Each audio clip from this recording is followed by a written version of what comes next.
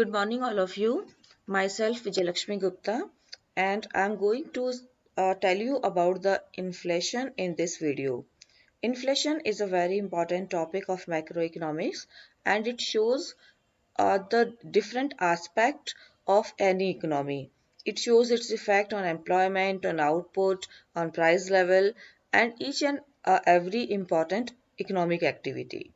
So here in this video we are going to discuss about the definition part and types of inflation. Now this is the diagram where you can see an arrow that is moving upward. So this is a common phenomena for any economy. किसी भी economy में ये एक general phenomena है कि किस तरीके से आपकी प्राइजेस में चेंजेस होता है. Sometimes the prices are moving up and next time they are falling. Again they are moving up and they are falling, and this process is a continuous one. Now what the inflation mean is this inflation or inflation is something else? So here we will define inflation, and in this slide you can see the definition or meaning of inflation. What the inflation meaning? देखिए inflation basically क्या होता है. It is a persistence rise in the general price level of commodities. ठीक है. और persistence rise का मतलब होता है कंटिन्यूस राइज, लगातार वृद्धि. आपकी इकोनॉमी के अंदर जो भी कीमत का सामान्य स्तर है उसके अंदर लगातार वृद्धि होगी. That is known as inflation. ठीक है. अब यहाँ पर दो वर्ड्स हमने यूज किए हैं. These are the most important words and the meaning of those words should be clear in your mind. First is persistence and second is general price level. So what the meaning of persistence and what the meaning of general level of prices? देखिए persistence basically क्या होता है कि there should be a continuity in something. लगातार कोई भी चीज होनी चाहिए. अगर प्राइजेस आज ज्यादा हो गई हैं और कल वो कम हो जाती हैं, it means fall and up and fall. आप कह सकते हैं कभी बढ़ रही हैं, अप और डाउन चल रहा है प्राइजेस का. दैट केस में हम ये कहेंगे कि this is not a inflation but this is just a fluctuation in prices. Correct. अगर कंटिन्यूसली राइज हो रहा है तभी वो इन्फ्लेशन के अंदर कन्वर्ट होगा. Second term is general price level. General price level क्या होता है ये भी इम्पॉर्टेंट है जो हमें देखना है कि over a period of time, एक लंबा टाइम ले लीजिए. जनरली हम 1 ईयर का टाइम यहाँ पर कंसीडर करते हैं. कुछ कमोडिटीज हैं उनकी प्राइजेस कम होती हैं और कुछ कमोडिटीज की प्राइजेस ज्यादा होती हैं. अब इस तरीके से अगर आप एवरेज फाइंड आउट करेंगे इस कम और ज्यादा का, तो यू विल फाइंड कि या तो एवरेज आपका कांस्टेंट आएगा, there is no change in the average, यानी आपका इक्वल हो गया है अप एंड डाउन कमोडिटीज की प्राइसेस में जो हुआ है उससे, या फिर प्राइजेस आपकी डाउन चली गई हैं. तो इन दोनों ही केस में वो इन्फ्लेशन नहीं होगा क्योंकि जनरल प्राइस लेवल में आपकी इंक्रीज नहीं हुई है. ठीक है. तो यहाँ पर इन दोनों टर्म्स का मीनिंग समझना जरूरी है और यही दोनों टर्म्स मिलकर आपके इन्फ्लेशन को डिफाइन करती है कि किस तरीके से इन्फ्लेशन को डिफाइन किया जा सकता है. ठीक है. तो again I am just repeating the definition part. Inflation basically persistence rise होता है इन the general price level of commodities. सामान्य कीमत स्तर है आपकी वस्तुओं का, उसके अंदर होने वाली लगातार वृद्धि ही मुद्रास्फीति या इन्फ्लेशन कहलाती है. ठीक है. Now we will move the next slide and this is also explaining about the inflation. देखिए similarly, if the price of a group of commodities now which constitute a very small fraction of total output of economy would go up, and then again it might not be inflationary as such. ठीक है. अब कभी कभी क्या होता है, इसको आप इस फिनोमिना को स्टडी कीजिए. कभी कभी क्या होगा कि कुछ आपकी कमोडिटीज हैं, ग्रुप ऑफ कमोडिटीज जिन्हें आप कहते हैं, उनकी प्राइजेस में इंक्रीज हो जाता है. और जब उनकी प्राइजेस में इंक्रीज होता है, लेकिन वो तो एक ग्रुप ऑफ कमोडिटीज है, वो इकोनॉमी के अंदर जितनी भी वैल्यूज हैं उनके टोटल आउटपुट का बहुत ही स्मॉल फ्रैक्शन है, बहुत ही स्मॉल पार्ट है, और इसीलिए हम उस कंडीशन को भी इन्फ्लेशनरी नहीं बोलते हैं. ठीक है. क्योंकि ये जो इफेक्ट आएगा इनकी प्राइजेस के बढ़ने से, ग्रुप ऑफ कमोडिटीज की प्राइजेस के बढ़ने से जो इफेक्ट आएगा that may be very small, और आप कह सकते हैं कि उसका बहुत ज़्यादा इफेक्ट जनरल प्राइस लेवल पर नहीं आएगा।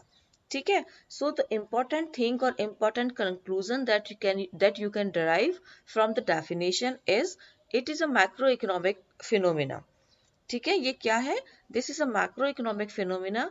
ये क्या है? समष्टि वाला एक कहिएगा कि टॉपिक है, या एक आप कह सकते हैं कि आप इसको मैक्रो लेवल पे डिफाइन कर सकते हैं, और एक या दो या ग्रुप ऑफ कमोडिटीज की प्राइसेस में अगर इंक्रीज हो रहा है तो वो इन्फ्लेशन को डिफाइन या इन्फ्लेशन को शो नहीं करता है।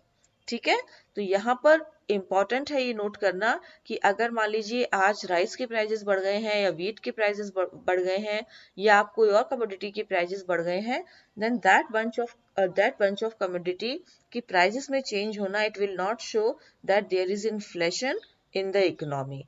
Inflation will only be there if there is a persistent rise in the price of commodities.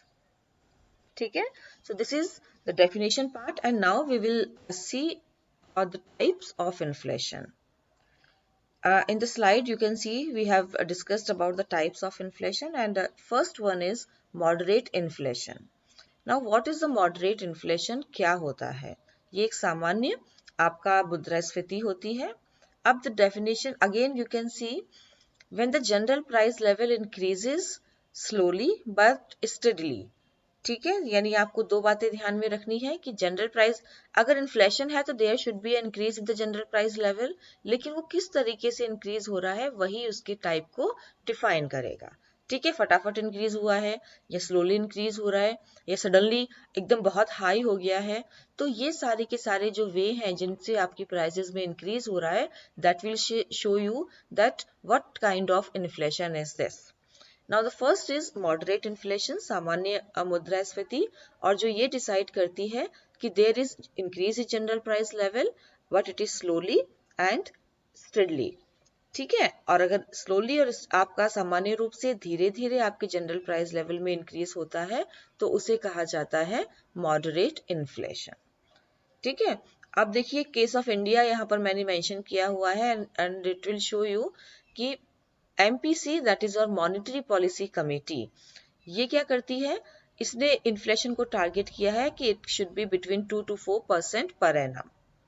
ठीक है, अब देखिए अगर रेट ऑफ इन्फ्लेशन है, जो टारगेट है आपका है 2 to 4, तो नॉर्मल जो है कि 4 को हम 6 अज्यूम कर लेते हैं, तो एक मॉडरेट इन्फ्लेशन उस कंडीशन को कहते हैं जहां पर टारगेट आपका जो रेट ऑफ इन्फ्लेशन है that should not cross from 2 to 6%. तो रेंज जो होनी चाहिए आपकी इन्फ्लेशन की वो कितनी होनी चाहिए? 2 से 6%.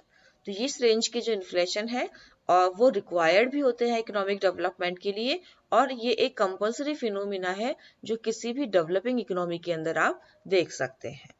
ठीक है, अब यहाँ पर एक वर्ड हमने यूज किया है that is your monetary policy committee. So what the role of monetary policy, ये हम इसके बारे में मैं थोड़ा सा ब्रीफ आपको बताऊंगी, और वो सिंपली ये है कि मॉनेटरी पॉलिसी मनी सप्लाई को डील करती है, और मनी सप्लाई कम होगी या ज्यादा होगी इसके ऊपर काफी कुछ आपका इन्फ्लेशन डिपेंड करता है. ठीक है, मनी सप्लाई अगर बहुत ज्यादा है इकोनॉमी के अंदर, it means it will increase the prices of commodity.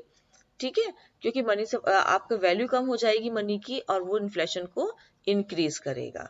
तो इस तरीके से मॉनेटरी पॉलिसी कमेटी का काम क्या है? यहाँ पर इन्फ्लेशन को मैनेज करना है, इन्फ्लेशन को कंट्रोल करना है, और मॉडरेट इन्फ्लेशन के केस में जो टारगेट इन्होंने बताया है, तो ये कहते हैं कि टारगेट आपका उसी के बीच में होना चाहिए. ठीक है, so this is the first one, and next is galloping inflation. अब देखिए गैलोपिंग इन्फ्लेशन क्या होता है? It shows you a steady but high rate of increase in general price level. So the difference of moderate inflation, galloping inflation is ये show करता है slowly but steadily, और यहाँ पर ये भी शो करता है steady growth but it should be high rate. तो यहाँ पर अगर ज्यादा तेज से आपका जनरल प्राइस लेवल में इंक्रीज हो रहा है वे आपका कंटिन्यूस है बट रेट आपकी ज्यादा है, then in that case that kind of inflation will be known as galloping inflation. ठीक है, अब ये 2 डिजिट इन्फ्लेशन रेट को शो करता है। Rate of inflation can be in 2 digits, 3 digits, like 20%, 40%, 100%, 200%। तो 2 और 3 डिजिट के अंदर कभी कभी यहाँ पर रेट ऑफ इन्फ्लेशन हो जाती है। यहाँ पर देखिए one example is also there कि some Latin American countries like Brazil and Argentina, इनका 70s में जो इन्फ्लेशन आया था उसके अंदर रेट ऑफ इन्फ्लेशन क्या हो गई थी, ओवर 100%। तो इस केस में जब आपका रेट ऑफ इन्फ्लेशन इतना ज़्यादा इंक्रीज होता है तो ये कहीं ना कहीं इकोनॉमी के पूरे स्ट्रक्चर को चेंज कर देता है। आपकी मनी की वैल्यू खत्म हो जाती है। लोग, आप कहते हैं कि लोग बैग भर भर के मार्केट जाते हैं लेकिन जो कमोडिटी वो परचेज करते हैं वो बहुत स्मॉल होती है। तो इस काइंड की जो सिचुएशंस हैं ये कहीं ना कहीं कभी कभी इकोनॉमी के अंदर जनरेट हो जाती हैं और इकोनॉमी को बैडली इफेक्ट भी करती है। ठीक है, तो ये आपके 2 तरीके की इन्फ्लेशन हो गए हैं। First is moderate and second is galloping inflation. Next हम लोग डिस्कस करेंगे that is hyper inflation. So what is that hyper inflation? देखिए, हाइपर इन्फ्लेशन एक ऐसी सिचुएशन है जहां पर रेट ऑफ इन्फ्लेशन बहुत ज्यादा होती है। ठीक है, और रेट ऑफ इन्फ्लेशन के बहुत ज्यादा होने का मीनिंग है कि आपकी मनी वैल्यू, आपकी वैल्यू ऑफ मनी है वो सडनली बहुत ज्यादा कम हो जाएगी। ठीक है, अब इस केस के अंदर क्या होता है, इस केस के अंदर आपके पास जो भी कैश है उसकी वैल्यू ऑलमोस्ट खत्म हो गई है क्योंकि इन्फ्लेशन बहुत तेजी से बढ़ रहा है। तो यहाँ पर जो किया जाता है वो ये किया जाता है, इस सिचुएशन को कैसे कंट्रोल में किया जाता है, उस कंडीशन में जो लोग हैं, जो पीपल हैं, सिटीजन हैं, उन लोगों को करेंसी होल्ड कर दे, उन लोगों से कहा जाता है कि they should hold minimum currency, कि उनको मिनिमम करेंसी रखनी चाहिए। ठीक है, लेकिन फिर भी हाइपर इन्फ्लेशन अगर इकोनॉमीज के अंदर होता है तो इसके जो इफेक्ट्स होते हैं वो बहुत ही कहिएगा कि खराब होते हैं, और उन बैड इफेक्ट्स का सीधा असर लोगों के कंजम्पशन पे, फूड अवेलेबिलिटी पे, एम्प्लॉयमेंट पे, इन सारी एक्टिविटीज पे पड़ता है। लेकिन ये कंडीशन एक ऐसी कंडीशन है जो इकोनॉमी के अंदर जनरली तब क्रिएट होती है when they faces war and their aftermaths, social political changes and other crisis, यानी कोई सडन क्राइसिस या फिर कुछ ऐसा ड्रेस्टिक चेंज इकोनॉमी के अंदर आता है, ये सिचुएशन नॉर्मली तभी अराइज होती है। ठीक है, कुछ एग्जांपल्स भी यहाँ पर मेंशन्ड हैं जिन्हें आप कह सकते हैं कि देखिए, फर्स्ट इज ब्राजील इन्फ्लेशन। अभी हमने लास्ट में भी उसको मेंशन किया था कि कैसे एक गैलोपिंग इन्फ्लेशन चेंज होते होते हाइपर इन्फ्लेशन के अंदर कन्वर्ट हो जाता है। तो यहाँ पर ब्राजील का हाइपर इन्फ्लेशन का एग्जाम्पल गिवन है, that is of 1980s। Recent example Zimbabwe का है 2008 एंड 9, जहाँ पर एवरीडे प्राइजेस ऑलमोस्ट डबल हो रहे थे। ठीक है, तो ये जो सिचुएशंस है, ये ऐसी सिचुएशंस है कि लोगों को एक पानी की बोतल खरीदने के लिए काफी सारा पैसा खर्च करना पड़ रहा है। अब जो भी लिक्विड, जो भी कैश उनके पास है उसको देना पड़ रहा है। तो यहाँ पर ये जो सिचुएशंस हैं, ये ऐसी सिचुएशंस हैं जो कहिएगा कि बियॉन्ड, कभी कभी आप इमेजिन नहीं करते हैं, बियॉन्ड इमेजिनेशन है। और स्पेशली डेवलपिंग कंट्रीज में जहाँ पर लोग डे टू डे सर्वाइव करते हैं, पैसा अपने पास बचा के रखते हैं, अगर उन इकोनॉमीज के अंदर ऐसी कंडीशन क्रिएट होती है तो जो वैल्यू है, जो करेंसी है उनके पास, उसका खत्म हो जाता है और उनके लिए जो सर्वाइवल जो थिंग्स हैं उन्हें खरीदना भी मुश्किल हो जाता है। ठीक है, तो ये आपका हाइपर इन्फ्लेशन है। The next one is stagflation.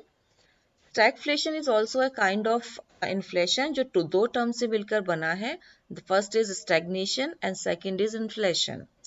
So stagflation basically क्या है, मुद्रास्फीति जनित मंदी को कहते हैं कि इन्फ्लेशन की वजह से जो मंदी आई है, जो स्टैग्नेशन क्रिएट हुआ है इकोनॉमी के अंदर, वही आपका स्टैगफ्लेशन कहलाता है। ठीक है, तो यहाँ पर 2 टर्म्स को हमने ऐड किया है। First is stagnation, that is मंदी, second is inflation, that is मुद्रास्फीति। तो जब आप मुद्रास्फीति से मंदी क्रिएट होती है इकोनॉमी के अंदर तो वो सिचुएशन कहलाती है स्टैग्नेशन। ठीक है, यानी दो एक्टिविटीज एक साथ रन कर रही हैं यहाँ पर इकोनॉमी के अंदर। फर्स्ट इज इकोनॉमी का आउटपुट रुक गया है, प्रोडक्शन रुक गया है, मंदी की सिचुएशन हो गई है, इकोनॉमिक ग्रोथ खत्म सी हो गई है। सेकेंड, या prices are continuously rising, commodities की प्राइजेस हैं वो कंटिन्यूसली मूव कर रही हैं। तो इन दोनों ही सिचुएशन को जब एक साथ रन किया जाता है तो उस सिचुएशन को हम स्टैगफ्लेशन कहते हैं। तो first lines define the stagflation कि basically the term stagflation refers to the situation where an economy grows very slowly or at a zero rate and prices keep rising। यानी इकोनॉमी बहुत slowly run करती है, almost zero rate, रुक गई है economy की growth, but लेकिन prices are continuously rising. ठीक है, and the most important side effect of stagflation is no production activity, increase in unemployment. तो दो सिचुएशन हो रही है, अनएम्प्लॉयमेंट बढ़ रहा है, प्रोडक्शन रुक गया है तो लोग कंपनीज हायर नहीं कर रही हैं, सप्लाई ऑफ लेबर की जरूरत ही नहीं है। अनएम्प्लॉयमेंट कंटिन्यूसली इंक्रीज हो रहा है, लोगों की इनकम लेवल कम हो गया है बिल्कुल, क्योंकि बिना काम के आपके पास पैसा नहीं है। एंड सेकेंडली आपकी प्राइसेस कंटिन्यूसली बढ़ रही है। ठीक है, तो ये जो इकोनॉमिक डिलेमा है ये एक ऐसी सिचुएशन क्रिएट करता है बेसिकली डेवलपिंग कंट्रीज के अंदर, जहां पर condition day by day worse होती चली जाती है। ठीक है, और ये सिर्फ और सिर्फ डेवलपिंग कंट्रीज का प्रॉब्लम ही नहीं है, डेवलप्ड कंट्रीज का भी बहुत सिमिलर, उन्हें भी ये फेस करना पड़ता है। और इसे आप देख सकते हैं, एक एग्जाम्पल यहाँ पर मेंशन है, दैट इज ऑफ 1970s, जहाँ जब क्रूड ऑयल के प्राइसेस में सडन इंक्रीज हुआ था और उसी इंक्रीज की वजह से डेवलप्ड कंट्रीज के अंदर इन्फ्लेशन काफी इंक्रीज हो गया था। ठीक है, तो अनएम्प्लॉयमेंट क्रिएट करता है, ग्रोथ रोक देता है, प्रोडक्शन आपका रुक गया है, यानी जितने भी इकोनॉमिक एक्टिविटीज हैं उन सब पर आपका यहाँ पर इफेक्ट देखने को मिलेगा। क्योंकि अगर इकोनॉमिक ग्रोथ रेट जीरो है इसका मतलब आपकी इकोनॉमी रन ही नहीं कर रही है। ठीक है, तो ये लॉकडाउन जैसी सिचुएशन हो गई है कि आपकी इकोनॉमिक ग्रोथ जीरो पे आ गई है, इनफैक्ट नेगेटिव चली गई है। ठीक है, तो अगर ऐसी सिचुएशन में प्राइजेस भी कंटिन्यूसली बढ़ती हैं तो वो सिचुएशन आपकी स्टैगफ्लेशन कहलाती है। Now the next one is deflation.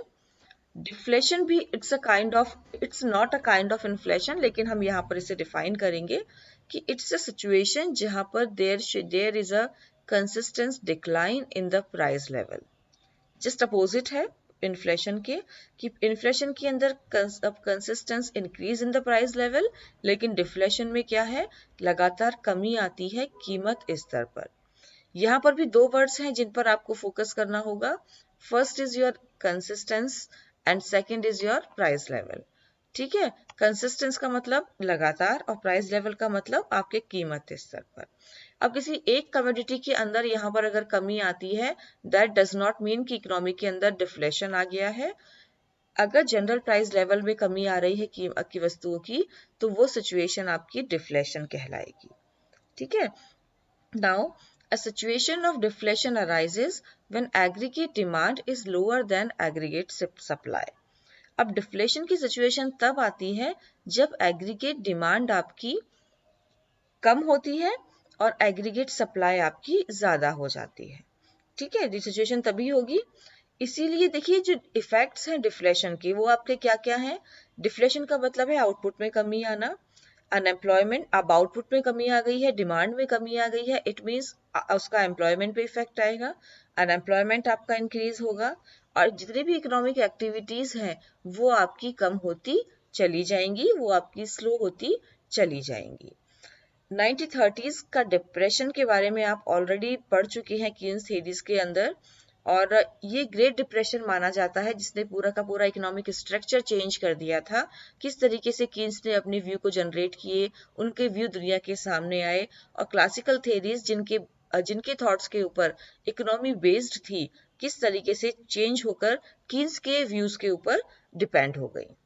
ठीक है, तो ये ग्रेट डिप्रेशन ऑफ 30s है, वो एक ऐसा एग्जाम्पल है कि जब प्राइजेस कम होती हैं अनएम्प्लॉयमेंट आपका वो बहुत ही ज्यादा हाई लेवल पे चला जाता है और जो ग्रोथ रेट है, जो जीडीपी है डेवलप्ड कंट्रीज की, किस तरीके से उसके अंदर कमी आती है। तो ये 30s का डिप्रेशन अगर आप पढ़ेंगे तो आपको ये सारा फिनोमिना बहुत ही क्लियर हो जाएगा। Classical phenomena, supply creates its own demand, किस तरीके से फेल हो गया था मार्केट्स के अंदर। प्रोडक्शन आउटपुट्स के आप कहिएगा कि गोडाउन्स भरे हुए थे लेकिन डिमांड ही नहीं थी, और जब डिमांड ही नहीं थी तो किस तरीके से मार्केट कैसे जो सप्लाई है, जो आउटपुट है, वो कैसे सरवाइव करे, कैसे प्रोडक्शन रोकना पड़ गया था, और इनकम नहीं थी लोगों के पास, प्राइजेस उसमें कमी का आ गई थी बहुत ज्यादा, अनएम्प्लॉयमेंट बहुत ज्यादा बढ़ गया था। So these all are the features of that depression. ठीक है, कुछ एडवर्स इफेक्ट भी होते हैं जिन्हें इन इफेक्ट्स के अलावा, और उन इफेक्ट्स में आप क्या क्या इंक्लूड कर सकते हैं। Increase the real value of debt, आपके डेट की वैल्यू रियल वैल्यू में इंक्रीज हो जाता है। प्रोडक्शन के अंदर डिस्करेज करता है, ये हम ऑलरेडी अभी पढ़ ही रहे हैं कि किस तरीके से आपका सप्लाई के लिए डिमांड ही क्रिएट नहीं हो रही है तो प्रोडक्शन कैसे होगा, प्रोड्यूसर कैसे अपने प्रोडक्शन को कंटिन्यू करेगा। ठीक है, क्योंकि प्राइसेस में लगातार कमी आ रही है फिर भी डिमांड नहीं है, तो यहाँ पर देखिए प्रोडक्शन कहीं ना कहीं आपका नेगेटिव होता चला जाएगा। So all this is deflation, कि किस तरीके से आप डिफ्लेशन को रिलेट कर सकते हैं या डिफ्रेंशिएट कर सकते हैं इन्फ्लेशन के साथ। Now the last one is core inflation. Now here focus on the word core. ठीक है, इन्फ्लेशन का मीनिंग आप ऑलरेडी हम स्टडी कर लिए हैं। नाउ कि कोर क्या होता है, कोर इन्फ्लेशन का क्या मतलब है। तो देखिए, जब आप इन्फ्लेशन को मेजर करते हैं after removing temporary price volatility, तो वो कहलाता है आपका कोर इन्फ्लेशन। अब टेम्परेरी प्राइस शॉक जो भी होते हैं, टेम्परेरी चेंजेस जो भी होते हैं प्राइसेस में, अगर उन्हें आप हटा दें तो उसके बाद आपके पास फाइनल इन्फ्लेशन आएगा, and that is known as core inflation. ठीक है, अब देखिए कभी कभी क्या होता है, टेम्परेरी प्राइस शॉक्स होते हैं, टेम्परेरी प्राइस राइज होते हैं इकोनॉमी के अंदर, और वो ओवरऑल इन्फ्लेशन के फिगर को चेंज कर देते हैं, और जरूरी नहीं है कि वो एक्चुअल फिगर हो। तो अगर आपको एक्चुअल वैल्यू फाइंड आउट करनी है इन्फ्लेशन की, तो ये जरूरी है कि आप जो टेम्परेरी शॉक्स हैं, टेम्परेरी प्राइस चेंजेस हैं, उनको रिमूव कर दें। ठीक है, अब देखिए actual inflation number find out करने के लिए, या फिर जो आपका एस्टिमेटेड इन्फ्लेशन नंबर है उससे actual inflation number find out करने के लिए कोर इन्फ्लेशन को कंसीडर किया जाता है by removing temporary shocks and volatility. ठीक है, अब इंडिया की बात करें आप, core inflation is calculated on the basis of price increases in manufactured products excluding food products. यहाँ पर ये सबसे इंपॉर्टेंट है कि इंडिया के अंदर कोर इन्फ्लेशन को कैलकुलेट किया जाता है बेसिकली मैन्युफैक्चर प्रोडक्ट्स की प्राइसेस में जो इंक्रीज हुआ है उनके बेसिस पर, but it does not include food products. मतलब ये एग्रीकल्चर कमोडिटीज को इंक्लूड नहीं करता है, फ्यूल इंक्लूड नहीं करता है, energy and other food products को यहाँ पर हम इंक्लूड नहीं करते हैं। इन कमोडिटीज की प्राइसेस में अगर चेंज होता है तो उसे कंसीडर नहीं किया जाता है। ठीक है, तो this is all about the meaning and types of inflation. Thank you.